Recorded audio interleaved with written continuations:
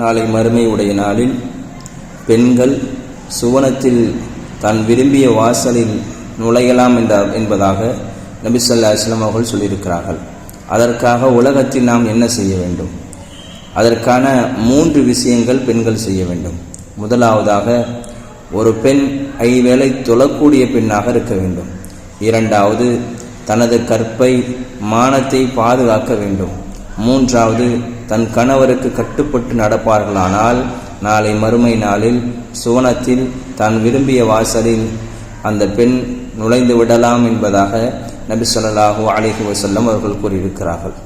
அல்லாஹ் சுப்ஹானஹு வ தஆலா இந்த 3 விஷயங்களையும் பெண்களுக்கு ஏற்படுத்தி தந்தார்கள் புரிவானாக. இந்த 3 விஷயங்களையும் உலகத்திலேயே ஐவேளை தொழுதும் மானத்தை பாதுகாத்து கணவருக்கு கட்டுப்பட்டு நடக்கக்கூடிய பெண்களாகவும் அல்லாஹ் ஏற்படுத்தி தந்தார்.